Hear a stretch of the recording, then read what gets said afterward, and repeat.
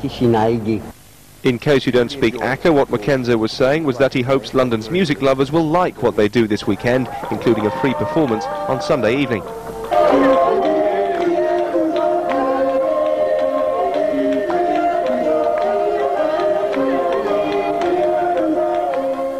This is a part of your people's lives. It's actually musicologically incredibly complex. But of course, it's complex because we think about it as being complex. They think about it as being very simple, and therefore it comes across as extremely genuine, and as it is a part of their lives. So check them out before they go back to Africa, because when it comes to music, the Aka are living proof that size isn't everything. This is Damon Green for London Tonight. What a wonderful thing to see. Fantastic stuff down at the Barbican.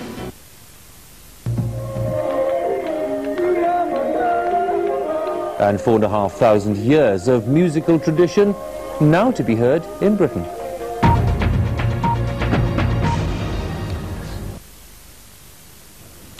The jungles of Central Africa, home to one of the world's most ancient musical traditions, and we'll soon be able to enjoy the music here in Britain.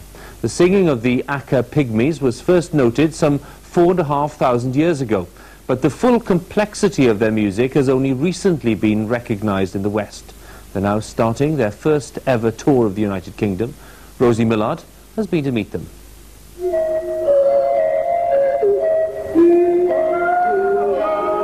The haunting, multi-layered music of the Aka Pygmies, whose songs are an inextricable part of their daily life. The Pygmies' simultaneous melodies and dense web of sound has fascinated audiences. Unlike Western music, their songs are not composed or even passed down in a formal sense. They're simply handed on. Mackenzie Thomas, here with his daughter, tells me when people create songs in the forest, we add on to the song whatever we have in mind. Then we walk around our village singing and telling people about the new song. From the jungles of Central Africa to the urban jungle of central London, where they're performing alongside French pianist Pierre-Laurent Aymar, who first brought them to the West. The Pygmies are singing for themselves, for the rain, for having a nice baby, for bringing food from hunting. And they sing polyrhythms, a lot of rhythms together, so that we get a kind of forest of rhythms.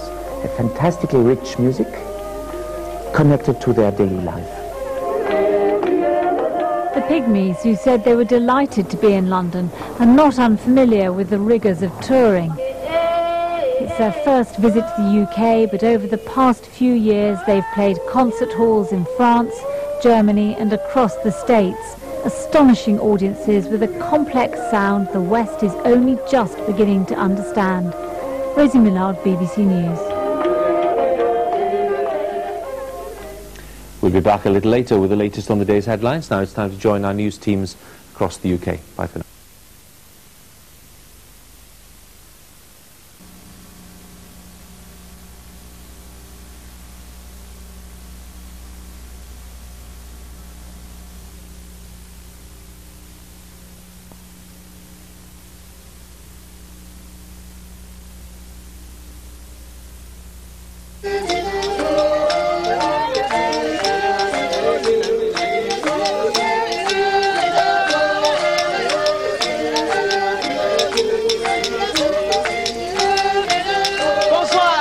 Jean-Marie Lapointe en direct de Hall pour les 4e Jeux de la francophonie. Vous écoutez l'Escale francophone. Un menu, mais là, un menu très chargé ce soir à bord de l'Escale francophone. Nous avons le privilège de passer l'émission en compagnie de Mme Marie-Georges Buffet, ministre de la Jeunesse et des Sports de France. L'honorable Pauline Marois, comme vous l'avez jamais vu, vice-première ministre du Québec. Les Pygmées Aka de la République centrafricaine avec qui je suis en train de faire un fou de moi, mais là, complètement.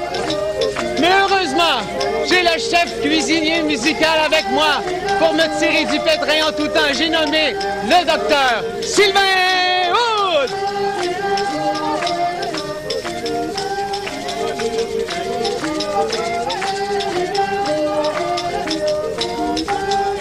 Je vous invite, de retour dans 2 minutes, à poursuivre cette magnifique, cette super fête à bord de l'Escale francophone.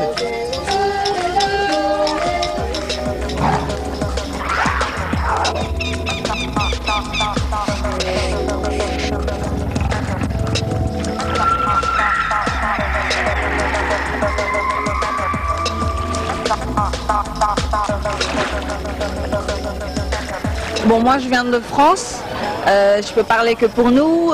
C'est vrai qu'on est beaucoup, il y a plein d'origines, on est tous mélangés. Maintenant, cette génération, surtout, n'a pas peur de se mélanger réellement, de se métisser, etc., y compris musicalement.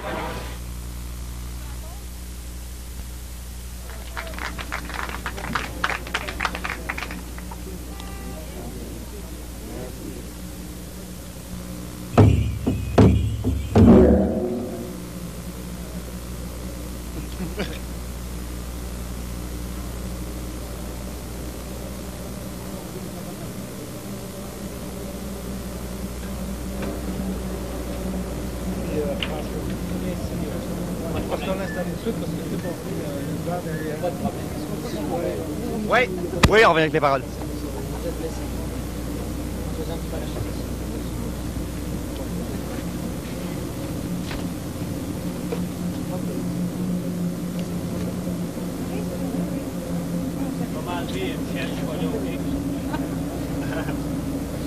Ça vous dérange pas d'enlever les lunettes? 7 secondes. 17? Ben, je vais partir 2 secondes, 2 secondes de musique, ça va durer aux 10 secondes, 12 secondes, OK? Merci. Ben, je vais mettre un petit peu de... juste 2 secondes de musique avant des entrées. Oui, avec plaisir. Vous m'entendez? Oui. Merci beaucoup.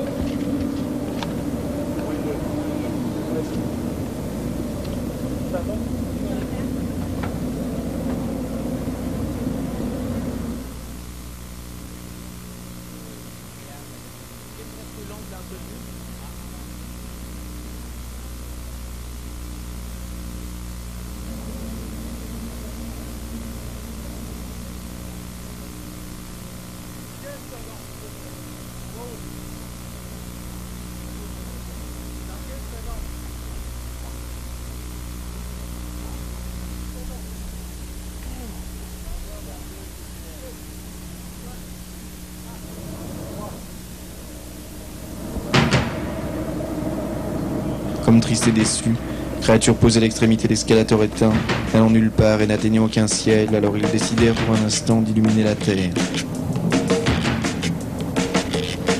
C'est tout un honneur de vous avoir avec nous, Madame Marie-Georges Buffet, ministre de la Jeunesse et des Sports de France. Bonjour. Je vous souhaite la bienvenue au nom de tous les Québécois ici à bord de l'escale francophone. À quelques jours, quelques heures de la décision pour les Jeux olympiques de 2008, est-ce qu'on est bien remise des émotions? Oui, parce que bon, on a voulu rêver à ces Jeux olympiques. On a été battus. Eh bien, c'est comme le sport. Quand on est battu, il faut l'admettre et puis il faut dire bonne chance à ceux qui ont gagné. J'espère que ces Jeux à Pékin 2008 permettront à la fois de beaux Jeux, puis permettront que les choses bougent. Donc voilà, c'est maintenant ce qu'il faut dire, je crois. On est une bonne perdante à ce que je vois. Oui, parce que il y a aussi des raisons. Enfin, il y a tellement d'événements sportifs qui se tiennent dans les pays riches, comme on dit, et beaucoup de pays en voie de développement disent donnez-nous un peu aussi notre chance. Et je pense que ça a dû jouer dans le choix de Pékin, de la part de pays en voie de développement qui ont dit nous n'avons pas encore eu les championnats du monde de football, nous n'avons pas eu les Jeux olympiques, à nous un peu de faire plaisir, à nous un peu de faire rêver. De tendre la main. Mais évidemment, c'est pas le but de l'émission. On n'aurait pas assez de temps de développer avec toutes les polémiques qui peuvent entourer Pékin, le choix.